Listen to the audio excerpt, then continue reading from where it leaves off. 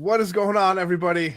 Eddy here for another Geek Show on this fabulous Wednesday night. With me is my co-host, my compadre, the one and only Patrick Quinn. What's up, dude? Nothing. Up to you, man. It's always fabulous every night I get to hang out with you. Look at that swag you're rocking, man. What is that? I love that. This is one of my daughter's hair clips. I just found it on my desk a few minutes ago. Decided to make a tiny bow tie out of it for the show because we're always pretty fancy. You know us. Oh, we're fancy. We're like, what was that Gwen Stefani song, right? I'm so fancy. Oh, wait, no. That's not. It's Iggy Azalea, right? I don't even know. I forget who sings that. But if you are watching, tell us where you're watching from. What city, state, region, country. Throw it in the comments. If you live near somebody else, set a meetup and hang out with each other. We see one comment popping in right now. But let us know where you are because we want to know. We love our friends. So yeah, what are we chatting about today, senor? So we're talking about like classic or now any like literature or fable characters that you grow up and loved, or stuff that you're sharing with your kids. And this show is being brought to you by 20th Century Fox, The Kid Who Would Be King. This movie comes out let's say Wednesday, comes out Friday. Definitely family friendly. I got to see it with my daughter. 20th Century Fox was kind enough to, we're working with them. They're sponsoring the shows. They flew me up to New York City with my daughter, Lily. We got to see it. We got to interview the cast, Sir Patrick Stewart, Louis Thurkis, Rihanna Doris. They were like obviously the main characters in the film. Awesome. Check out the interview on our Facebook page as well. But go see it and go to thekidwhowouldbeking.com for tickets and all that. But it's definitely family friendly. You guys are definitely going to love it. So check it out. And again, thanks to 20th Century Fox and The Kid Who Would Be King for sponsoring the Geek Show. I mean, they fit right in. This movie fits right into our wheelhouse, right? Are you there? No? I think we lost Patrick. Did we lose Patrick? I'm not sure. Hopefully you guys can still hear me. Hopefully you guys can. I'm actually trying to make sure that Patrick is still in this piece. But anyways, let us know, like you said, where you're watching from. Let us know what your favorite characters are. Go from there. Yeah, and we got someone from Vermont checking in. We got a lot of Sam saying Peter Pan. This is all good. So I love this conversation going on right now. And let's see what else we got going on over here. We got Patrick does look frozen. Maybe he's doing some interpretive readings of Frozen, right? Let's see if we can get him back on. But let's see what we got over here. Let's see what else we got going on in here. Patrick says he's refreshing. He is very refreshing, so I like that. Kelly Clark says, were you thinking Picard or Xavier during the interview? Good question. So here's a little fun thing, man. So in the interview, where we had the interview, it was no joke. The school was the Xavier High School in New York City. And like my daughter and I look at each other, we're like, it's kind of ironic that we're in Xavier High School, right? So I appreciate you doing that, man. Asking that, Kelly. Let's just go back to the top over here. We got someone from Christine's from Ontario saying good evening. Thanks for checking out the show. We got Virginia. Is it like Virginia because it's cold out? Like, let me know about that. Like I said, Sam said Peter Pan. Let's see. Unpacked by Jordan Peterson on YouTube. The story of the man child. Like I said, Nathan saying Vermont over here. Robert says, I've always loved Beauty and the Beast since I was 6, long before Disney. And what else we got over here? Tom Joad in the Grapes of Wrath. I remember reading the Grapes of Wrath in high school, and that was a fantastic book, and I definitely like it. Robert says, I killed Patrick. I swear, we did not kill Patrick. He's somewhere. Oh, New Hampshire checking in. What part of New Hampshire? I used to live in Hampton, New Hampshire. Rumpelstiltskin, Melissa weighing in. Nice. Nate's saying Puss in Boots is a gangsta, is a straight G. Definitely for that. Let's see. Tanya says, growing up, it was Belle. Now as an adult, it's Bucky Barnes. Nice. I love that. See, and here's the thing, too. Like, we're going to be talking about a couple other things as well. Let's see if we can get Pat there. He said he is refreshing. So, there he is. Okay, bring him back in. We're bringing him back in. Ladies and gentlemen, the one, the only Patrick Quinn. What's up, dude? What's up? I'm always worried that, like, when my stuff freezes, I'm like, I hope I at least had, like, a good face on it. I wasn't like, and then it just freezes like that forever.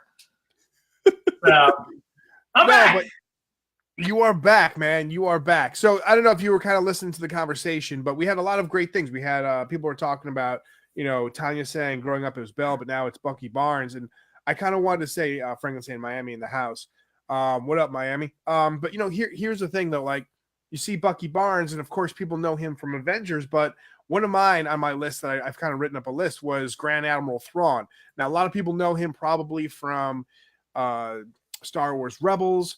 But like he was actually written into the book, into the Timothy Zahn series, Heir to the Empire, and he was such an awesome character. And obviously they brought him in to do Star Wars Rebels and all that, and then they came out with a couple other books recently, and it's fantastic. So, Patrick, do you have any people that were like in a movie or that was in like a book or comic book, whatever, and then obviously made it the transition to like the silver screen, but you were like, I like this person or this character before they got famous?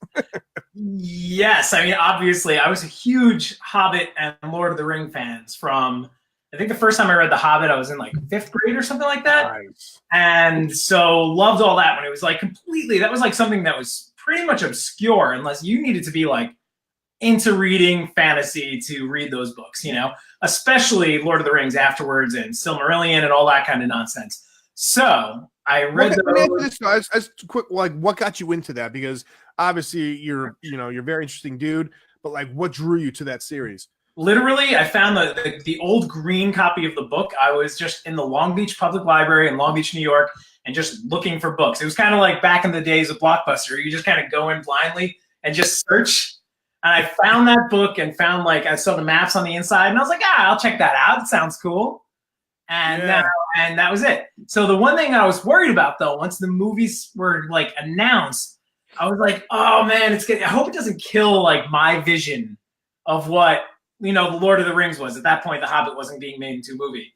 And then the movies came out, and dude, besides like cutting out a lot of the stuff they needed to cut out, like every image was exactly the way I had it in my head. Like it was like perfect. It was like Peter Jackson and I were sharing some kind of brain when he was making that movie. It was great. So yeah, I was happy about that. I was happy about that transition from book into movie. So yeah, nice, man. Eric that was always a big one for me. And I thank you very much for sharing that, because like you were a fan of those books before they got huge, and like you said right there, where the transition from the book to the screen, you're like, okay, yeah, we're on the same wavelength. Sometimes people aren't, and you're like, what happened? But again, like it's everyone's interpretation. Like everyone, not everyone, but like a lot of people were digging Ready Player One, the movie, and I was always like, I hated when people said like, oh, the book is better than the movie. I'm like, guys, shut up.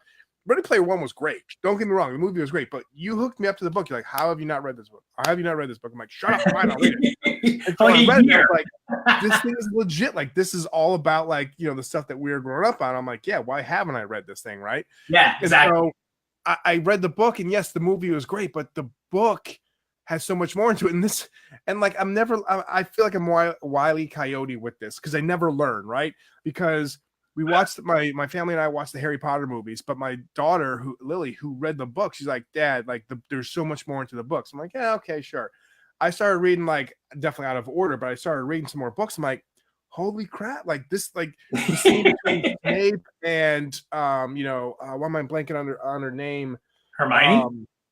Not Hermione. Snape and Bellatrix and Bellatrix's sister. You know who I'm talking about, but yes, now I'm blanking. Jeez.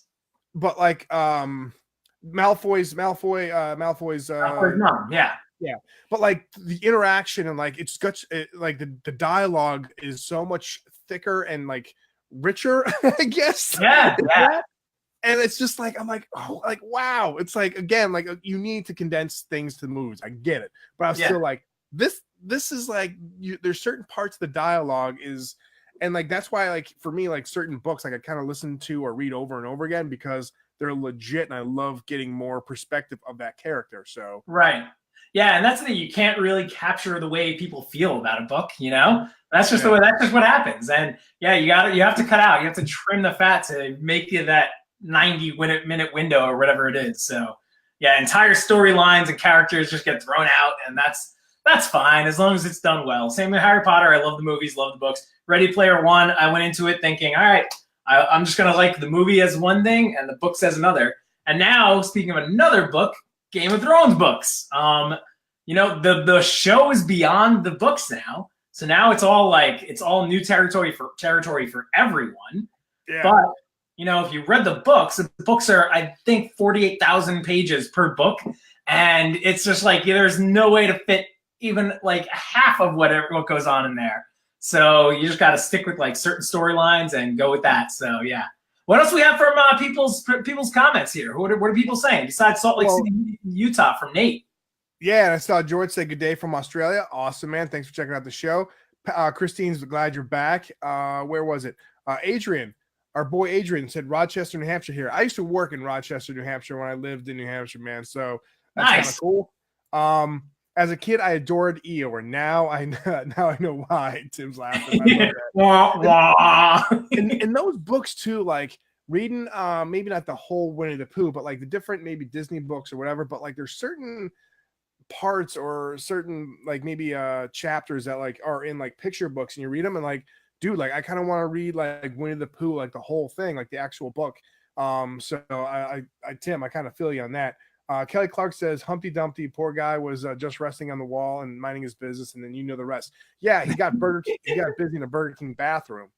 Word. All right, so you just brought up a funny thing, is that like the source material for a lot of like Disney movies, I don't want to go back and read because I like the movies so much. So it's like the reverse of I don't want to see a movie because I don't want to ruin books. But I was just watching Saving Mr. Banks, which is the story of Disney making the Mary Poppins movie and trying to convince the author after 20 years of trying to get her to make the book that she finally, Nathan, what's up? We're going to hang out, Nathan. That she finally like agrees tentatively to let him make the movie and make the book out of it. So now I kind of want to read the original Mary Poppins book because that movie was so good. Definitely didn't make me cry at all. Also, like, just kind of with Disney and all that, you got the Aladdin, the live action coming out. I heard they're gonna make like Little Mermaid and stuff like that. So I mean, like the first one what they did was that was Cinderella, right? I mean, that was a legit, like, pretty darn good movie.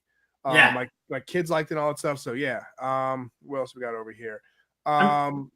Susie going, love Ford Prefect, Arthur Dent, Zaphoid, Beeble Brox, and then H2. All right, now this is your chance to prove your nerd, Art. What book is he talking about? I have let me see if I can find it. Is it the Galaxy? Yes. Like Highway to the Galaxy? Yes.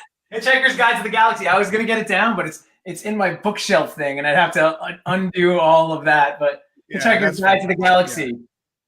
Yeah, Zaphod Beeble Brox, and yeah. I have to read those books. I saw snippets of the movie, but again, like, this is where you are like, shaming me, like, why haven't you read this? Like, I have the Scarlet H2G2 on my chest because I haven't read those books. Yeah, they're really funny books. The author is just really funny, really good quips. Really, it's pretty great. I mean, I can't talk about books and not talk about my favorite though. Right back there, every time. Every time I bring up Johannes Cabal. Everybody here who's talking about fantasy, and if you like dark humor, read the Johannes Cabal books. Johannes Cabal, the Necromancer being the first one. They are hilarious. They are super smart. If you have a Kindle, read it with a Kindle because the guy's vocabulary is insane. And you'll look up a word like every third sentence, and it's just, they're the best. Such good books. But like, I was always a huge fan of White Fang from Jack London, who is a wolf, and also Tom Sawyer. I love Tom Sawyer. I read Tom Sawyer like 5 or 6 times, and when I was younger, loved it. Were you a Huckleberry Finn fan or no? You know what? I never read it. I tried like 5 or 6 times, and everybody says that's the better one. I'm always like, I don't know. I like Tom Sawyer. One of the books I kind of read after, even though like I had to read it for high school, was Catcher in the Rye. Never liked Catcher in the Rye, man. I hated that book. I read it, and I just, like, for some reason, parts of the book, I don't know, like, I wouldn't say spoke to me, but like I'm like, I kind of like, okay, so I definitely dug that. That's the Um, one, man. I tried that one, another one that I did like a bunch of times, and I just never got into it. And I was like, maybe I was just reading it. I was too young. Let me try it again. Read it again. And I was like, nah, it still sucks. I like the separate piece though, which is like usually those are the ones you have to read in like 10th grade. Catcher in the Rye, separate piece. I love the separate piece. George says the ghost who walks the phantom walks phantom was the best one as a kid reading comic books. Looney Tunes, those were great characters. Nice. Armada was better than Ready Player One. Oof, I don't know about that. Like, I read Armada and I was like, wait, did Armada come before or after Ready Player One? Before? It was before. Yeah, it was definitely before. I think and if you read them in reverse, you can kind of see like he became a better writer for the second book than the first one. They're like Armada, I liked the book, but Ready Player One was definitely a more solid book. Not that book was really buttoned down completely itself, but it was still a much better book than Armada was. In my opinion. I kind of have to agree with you. Like I did like Armada, but like halfway, because I read Ready Player One first, and then I read Armada, and I felt like the character, and I think we said this before when we were like promoting Ready Player One, and we were just all excited to see the movie when you were at South by Southwest and seeing that. Yeah, I felt like Armada was very similar to The Last Starfighter, the movie The Last Starfighter. Yeah, yes, exactly. And so, and the problem is, and again, like I know, like obviously Star Wars is taking stuff from the Bible and, samurai, and like, Westerns. I get that.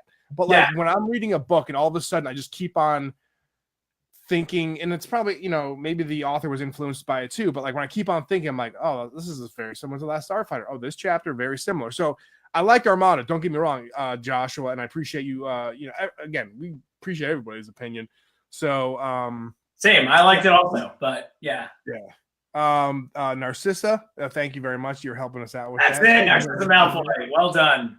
The Jetsons. I read the Harry Potter books before the movies, and I was disappointed in the last movies. LOL. And here's the thing: the last movies, the two, because they were like split into two, and obviously they, J.K. Rowling and Warner Brothers probably want like, all right, we need to kind of not stretch it out, but like we want to make sure we get everything in there. Get them dollar bills, yo. Yeah, and it was like, okay, I get that, but yeah, I think a lot of people were kind of like, okay, it was good, but I think they wanted more from the books in that one, especially in that one, right? And I think it also speaks to what we were talking about before, is your emotional involvement in the books. Like at that point, if you read up to that point, you were so deeply invested. All the characters are friends at that point. You know everything. Literally everything about them that was ever put out there. And then for the movie to kind of rush through it and then just end, I don't know. Like for me, same thing. I feel the same way, Christine. That it was like it was a little bit like I liked them. They're good, really good movies, but. Yeah, I think having been so invested in the books, you would want a little bit more, and you didn't feel that emotional like punch when it all ended as you did if you read all the books at the same, back to back. Well said, man. Yeah. Tony saying the Tales of Uncle Remus by Joel Chandler Harris, amazing collection of stories about life. Yeah, I'm pretty old school. Ooh, I'll have to check those out. Like, here's the thing about old school. Like one of my on my list is Dr. Frankenstein and Frankenstein's monster from Mary Shelley. That like we had to pick something or whatever, and like dealer's choice. I didn't say dealer's choice, but they're like pick your own book in high school and read. And I was just like, obviously I like science fiction and all that. And I read Mary Shelley's Frankenstein. And I was like, this is legit, man. Like I definitely dug that book. That's like, and that's something I'd read over and over again. And again, in high school, is mostly like comic books and go and see movies. But my parents like, you really like that book. This is like the second or third time you read this. So I was like, yeah, I dug that book, man. I love having any books you can just like pick up at any time and just like you know what, I got nothing to read. I can just reach in there right now and be like, boom, To Kill a Mockingbird. I'll knock this out for the 48th time in my life, something like that, where you can just jump into the middle and just start reading and you know exactly what's going on. So I've got a few books like that, definitely. Nice. You're speaking of Disney. We're probably just, again, Kelly, you probably talked about this when we were talking about Disney, so sorry for the delay. But growing up in Hawaii, I love the myths and stories. I like the story of Maui as well as others. Disney did a great take on the legend. And that's hard too, because you got to like think about that, right? Think about what? Think about like what he said right there about, making sure that like Disney or other places that make movies, it's like, Kelly was pretty happy with the take on Maui in Moana. Yeah, was that sourced from like a book though? I didn't even know if it was. It was myths and legends from what Kelly was saying right over here. He was saying because he was like growing up in Hawaii. So. Oh, nice. That's awesome. This is cool. Obviously, this ties into geek stuff as well. I'm collecting the original, something nostalgic about them. Yeah, man, that when you get like limited edition books like that, like my mom, God rest her soul, like she was a big Little Women fan, and she has like the original copies. And it was funny when we would go to Massachusetts to go to Louise May Alcott, the Orchard House. I felt like my mom, and at one point, I felt like I could give the tour of Orchard House when people are going around. Like, this is where this is where Louisa May Alcott got the idea for this and that. So it was just kind of funny. That's funny. Did you read this, Mice of Men? Oh hell yeah! Like 4 or 5 times. It was awesome. I mean, it's very sad, but yes, Franklin. That's a dad joke right here. Chubbs. I gotta give a shout out to Chubbs. I finally, like, sometimes I don't know what happened, but his direct message got lost in the shuffle. Thanks so much for the hip hop stuff. I know you gave Patrick. This was like back in December. I think it was December 5th. I keep forgetting to go. Sorry, dude, but thank you. What? I keep forgetting to write in my music article. I want to write about some of the hip hop that he sent me, but then I always get distracted by other stuff I'm listening to at the time. All right. Chris says, I like the tales of first grade and nothing to do with The Lion, the Witch, and the Wardrobe. I like rye bread. That's about it.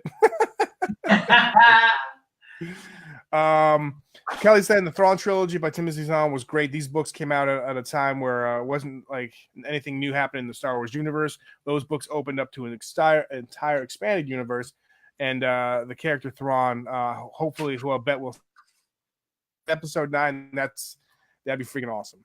Nice. These books are awesome. These are really big, but I always Wise Man's Fear is the second book in the Name of the Wind trilogy. Okay. They're so good. And Art, you should read them, but I try to not recommend it to people because it's a trilogy and everybody's been waiting for book 3 for years and there's no release date. It's like you might as well be R.R. Martin, and it's not him. It's just this guy Patrick Rothfuss. And man, like they're such great books. My buddy Tucker told me to read them for years, and I just kept missing it. And then finally, he like literally sent it to me, and I was like, "Well, I guess I got to read it now." So it showed on my doorstep, and I started reading it. And holy cow, they're such good books. But I always wanted to also kind of punch him in the wang because he didn't tell me that the 3rd book wasn't written, and I got to wait for like a freaking decade for it. So that's what I'm doing now. Still waiting. Come on, Patrick Rothfuss. Make your last book. Because he's watching the show. I mean, everybody watches this show. Look at our viewer count right now. It's through the roof. Sam goes, check out Maps of Meaning. Have you ever check that out or no? No, but I think he said something else. What was the last comment? Was that him that said a different book that I think I read? What else we got over here? The Count of Monte Cristo was one of my favorites. The movie with Jim Caviezel did it justice too. Nice. And then listen to Israel Kulawala song, Maui, Hawaiian Superman. He sings about the Hawaiian legend of Maui. Nice. Dropping knowledge, man. Well done. Thanks, John. It's like, don't stress. You fellas are busy. Did Kelly say that he grew up in Hawaii? Is that what he said before? Yep. Nice. Kelly, I lived in Makiki for a year. I was working at it's called the Kahala now, but it was the Mandarin Oriental for a little bit. So. Kahala, holla back, y'all. All right, so just to run on the list because we're gonna be closing up the show. For me, I had Sherlock Holmes, King Arthur. Obviously, my name being Arthur, my parents would tell me the story of the Knights of the Round Table. Robin Hood, Dr. Frankenstein and Frankenstein's Monster. Robert Langdon from the Dan Brown series, man. I loved Angels and Demons. I loved the Da Vinci Code. I actually liked Angels and Demons better than the Da Vinci Code. Wade Watts, Ready Player One, Grand Elbow Thrawn, and Dante. I'm reading Dante's Inferno again from Dan Brown, but like Dante, we had to read that in high school. And I love that book, man. It just like shows you the different levels of hell and stuff like that. Was crazy. The Bolgias. I'm down with the Bolgia. Great. What's the character? Virgil takes him down through hell, right? Yeah, I know my Dante. Yes, you do. And then was it like probably now, 10 years ago for the Xbox 360, they had the video game Dante's Inferno. Instead of like being a poet, he was like this badass soldier. It was pretty cool during the Crusade. That's awesome. I never heard of that. That's great. All right, everybody. Thanks again for chiming in. We're glad you always hang out with us on on Wednesday nights. We'll see you next week. Next week, we have an awesome guest. We have Master Daniel Pacina from Mortal Kombat fame. He obviously did Johnny Cage in the first Mortal Kombat video game, and then I think he was also maybe he was Scorpion as well, but then he was in Mortal Kombat 2. He's nice enough to take the time and chat with us next week. I'm so freaking excited for that. No, Patrick is too. Dude, in May, I'm gonna meet Chuck Norris in May, and we're gonna get him on the show. What are you doing, man? How are you meeting Chuck Norris, man? My friend Liz was like, "Hey, you got to do this 5K," and I looked at it. It was the Chuck Norris 5K.